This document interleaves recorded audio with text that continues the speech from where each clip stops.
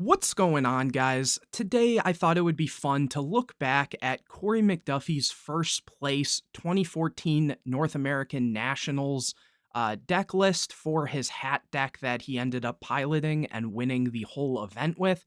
And I just wanted to kind of compare it to modern hat lists and see how it's held up over the years, with more people obviously getting into hat format. There's been new discoveries and deck building strategies and things of such sort.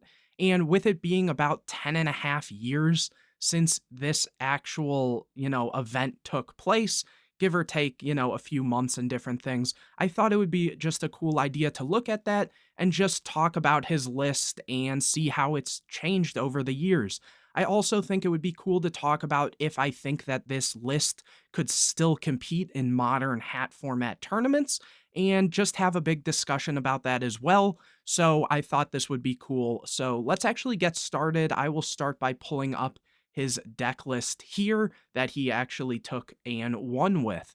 So a cool thing is also Korey actually, I used to go to one of the locals that he worked at, and along with a ton of other pro players like Patrick Hoban would be there, the Leverett brothers, just a ton of YCS champions and people that topped. And so it was a very competitive environment. So, obviously he had great testing partners and the accomplishment kind of shows for itself. Rest in peace to him as he had passed away years back, but he was a very genius mind in the game. And so, yeah, let's actually get into this deck list. So he played 3 Moral Attack, 3 Fire and 3 Ice Hand, 2 Maxis, 2 Dionea, 3 Mermelio. For the spells, Dark Hole, triple MST, 1 Pot of Dichotomy, 3 Pot of Duality, 1 Soul Charge, 3 Upstart Goblin. For the traps, 3 Sanctum, 1 Blackhorn, 1 Bottomless, 1 Call the Haunted, 1 Compulse, 1 Solemn Warning, 1 Torrential, 2 Traptrix Traphole Nightmare, and 1 Wiretap. So that's it for the main deck. Looking at the side deck, we have 1 Maxi, 1 Mind Control, 2 Knock, 1 Acid Trap Hole, 2 Breakthrough, 2 Debunk, 2 Deep Dark Trap Hole, 1 Needle Sealing, 1 Soul Drain, 1 Transmigration Prophecy, and the second copy of Wiretap. And then we'll talk about the extra deck in a little bit, but first let's kind of talk about the main deck and side deck. So the first thing to note is he was choosing to play just 3 artifact monsters. Now, this isn't the most uncommon, but what I would say is in terms of modern hat lists, they've definitely decided to up this amount of artifacts. Like playing 3 Moral Attack and the 3 copies of Sanctum isn't uncommon in decks that use the artifacts as a small engine. Like I've even seen decks go as small as 2 copies of Moral Attack and 3 copies of Sanctum. But in a deck like Hat that is known for the artifacts, and again, just modern lists will play even more copies of the artifacts, usually closer to 4 to 5. But a lot of that also comes down to the fact that he chose to play MST over Ignition. Back then, I definitely remember a lot of people didn't like Ignition simply because if you drew artifacts, it would kind of contradict with do you use them on your Sanctums or with your Ignitions, and then you have some dead cards because Ignition has to set a artifact to actually get its effect off. So that was a big difference here versus, say, modern lists. And once we're done talking about this, I'll show off a couple modern lists too, so you can kind of get a better example. But a big thing is, yeah, the artifact count is definitely different. And also playing MST over Ignition, I would say that a lot of the Fire Fist builds of Hat, or FAT as it's called, do choose to play more so MST over Ignition. But even then, Ignition is just a lot better now. And same with, they're also playing copies of Double Cyclone, kind of to combat the fact that you might draw some and make so it's not as dead. Usually other artifacts that they'll play nowadays are going to be your Beagle Tack and Scythe. Um, and those just pair really well into how the whole meta has kind of shaped up. In terms of 3 Fire and 3 Ice Hand, This is still somewhat standard. Some people like 3 and 3, some people prefer 2 and 2. It's not super uncommon again, so very good there. In terms of maining the hand traps, something that I noticed between the side deck and the main deck is DD Crow wasn't really in the format as much as it is now. People just realize that DD Crow does so much against a lot of the decks in modern hat format. So obviously here again you see that he's maining 2 Maxi and the third is in the side, but there is no sight of Crow in general. And Hat as a deck usually chooses to side the hand traps overall. You'll see that in one of the lists that I'm going to show off, or probably multiple of the lists, honestly. But that is something that's a little different. Obviously, from what it looks like, he was trying to make super playable hands as much as possible, simply because, having Max C means that if the opponent starts, you have a good chance of stopping the combo decks and potentially drawing more cards without having too many dead cards. For example, again, the cards like Ignition or extra artifacts can be a little bricky depending on, what deck you're playing against. In terms of the Traptrix lineup, the 2 Dionea and 3 Mermelio, I would say, is probably the most standard thing of this deck in terms of standing years later. Some people will drop Dionea down to 1, some people will even play 3, but I would say 2 and 3 is very common. After that, Pot of Dichotomy has been cut in a lot of the more pure hat builds, not like the fat or, different ninja builds or any of the weird builds of, hat that there are. So that's one change. 3 duality is still very common. And the 1 soul charge, some people choose 1, some people play 2, but in general, not playing 3 is a big thing to note here. And then after that, 3 Upstart Goblin. This was obviously very popular because of Patrick Hoban back then and just people trying to make their deck 37 cards versus 40. I know previously in like 2013, a lot of people were also choosing to play things like Reckless Greed as well. Obviously before Hat and stuff, but I think it was closer to Meadowlands format, if I remember correctly, that people were doing that just to get as much draw power and do as much as they can. So this isn't the worst. Obviously, there are a lot of other decks in Hat format that choose to play 3 Upstart, but it is a little less common in Hat itself, since it's a slow and grindier deck that in the wrong matchup, this can be very bad. But also, getting to your consistency and finding your hands or your Traptrix engine is extremely good. So it's not out of the realm of possibility either. In terms of the traps, 3 Sanctum is still normal. The trap hole, the bottomless, I should say. The one difference I'm seeing here is they put a lot less emphasis on things like Call the Haunted, which in a weird way, I feel like this should have been upped more. And that's obviously coming from someone who's looking at hat lists nowadays as well, which, 10 plus years later, Call the Haunted is so much more important, whether it's to bring back the artifacts or the trap tricks to reset your trap holes or pop back row. It's just a very solid card. And with people like right now in this build, for example, only playing 3 MST, whereas now people play more Call the Haunteds, but there's also a lot more back row removal. It just feels like that was almost a wasted idea of not playing more of this. But at the same time, depending on what they thought the best decks would be for this, I know a lot of people were looking towards decks like Lightsworn Ruler and stuff, and this card isn't as good against that deck specifically. And that's also why I kind of look here and see 2 copies of Traptrix Trap Hole Nightmare, which I'm personally not a fan of playing too many of these. Sometimes I like 2, but for the most part, I would say 1 is the way to go. And in modern lists, it kind of shows that too. I like the 1 wiretap. I'm always a fan of playing like a weird random one of. Same with like Blackhorn, where most people nowadays will side a Blackhorn versus maining them. Though there are a couple decks that when you need an extra card or just in general, if you have a tough matchup, this can kind of put in a lot of work. I could see this build being like extra good against Evil Swarm more so than it kind of already is with the hands in the main, simply because you're not playing as much artifacts or ways to reoccur the artifacts. It's pretty solid overall. It's a great list, especially for its time, and just the way people build nowadays is slightly different. Looking at the side deck, debunk at 2 is always a good call. Some people play 3 nowadays, but 2 is also very common. Siding the breakthrough skills is interesting. I've seen a lot of hat builds specifically play 1. Siding 2, though, is interesting. The knocks in the side and the mind control in the side is very normal. The extra hand trap in general for most decks is very normal.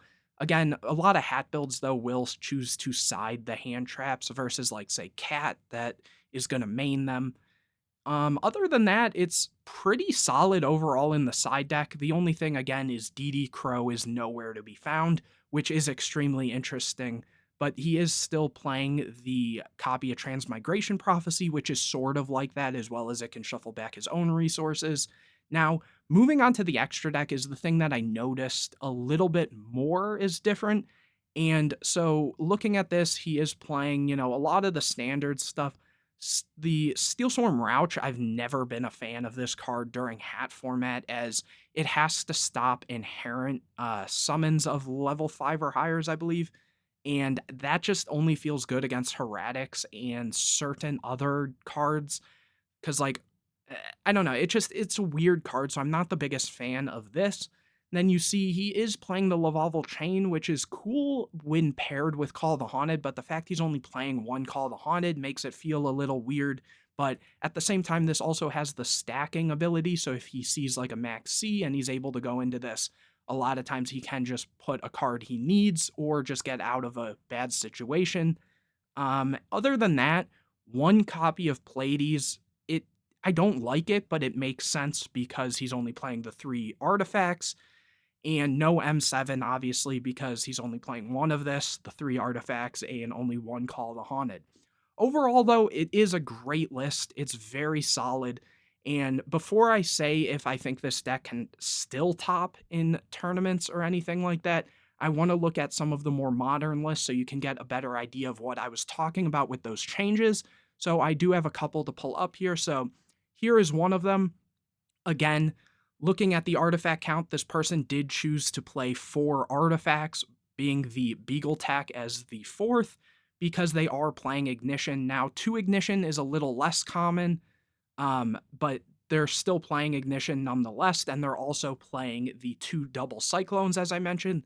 This is one of the builds that chose to play 3 Dianeas, but they're also playing Mirror Force, so this isn't the most standard list, but you can see just that small change there, as well as Call the Haunted is maxed out, which, again, 2 to 3 is pretty standard nowadays.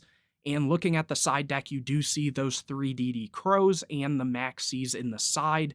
They are playing Debunk still. They're playing the Acid Trap Hole, the Mind Control in the side, so very similar to Korey's list. They're playing 2 MST in the sides, which I'm sure in certain matchups they just choose to side these out or, side out some of the artifacts, as I've mentioned in some of my hat format siding videos.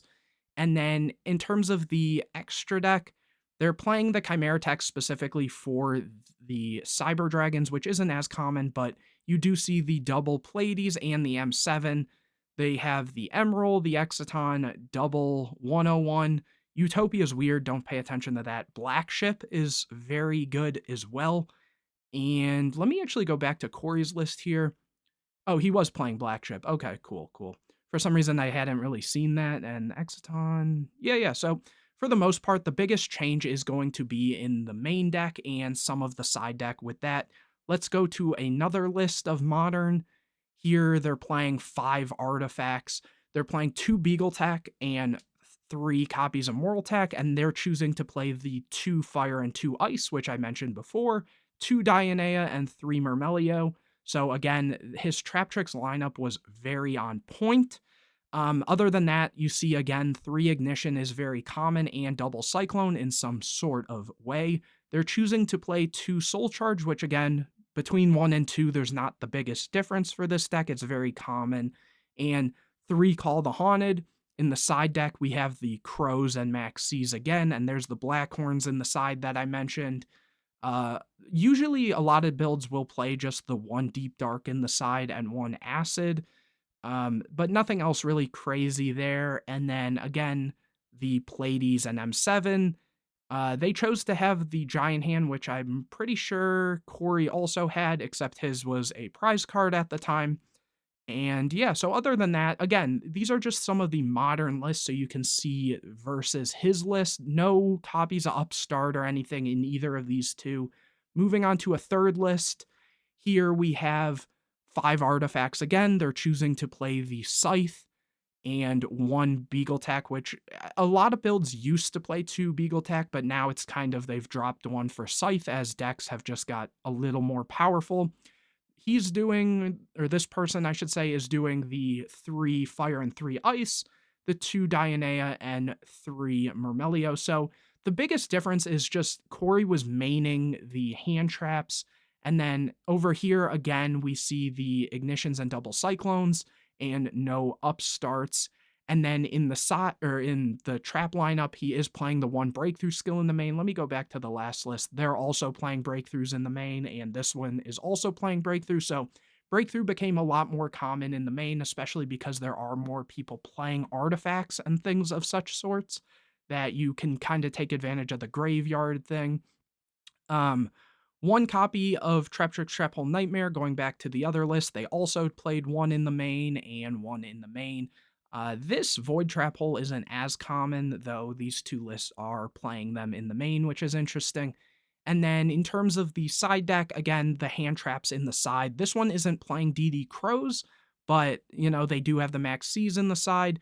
And overall, I would say his side deck was pretty solid for the most part, whereas the main deck has a handful of changes, but in general, this person is also choosing to play, I believe, almost the same, if not the same extra deck, which a lot of people do like to kind of go and just play as close to his list, but make a few changes. So again, here is his list, the main, side, and extra. And now the big question is, do I think if this deck can still top a modern hat format tournament?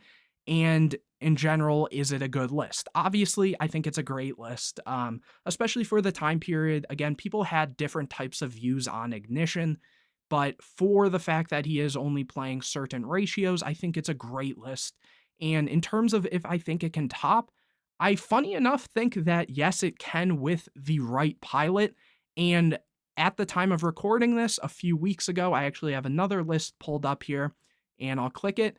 It got first place about 2 months ago, and it was someone playing his exact main deck and extra deck. So it can still win events. Now, keep in mind, this event, I think, had a little under 20 players, so take that how you will. And the other thing that I will note is they changed the side deck, because here you see the extra copy of Max C in the side, and 3 copies of DD Crow, which obviously you can tell that's very important for that specific reason. I don't know if maybe they just decided that they needed it to play in the tournament, or if they just didn't have his side deck for whatever reason, so they just, you know, kind of freeballed and made their own thing with it. But yeah, so people still do like to take his list into events and try to see what they can do, which I think is really great. Again, it wasn't the biggest tournament, but at the end of the day, it is a recorded online tournament that his list was able to take down, you know, 10 years later, which is a crazy feat to think about.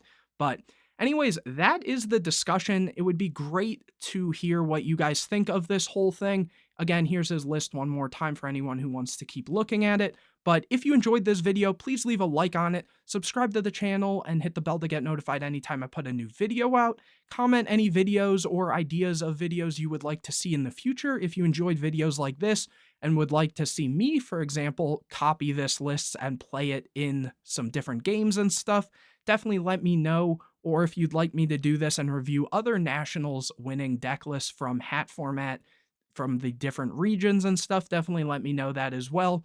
Again, like, comment, subscribe, share the video with your friends, and I will see you guys in the next video.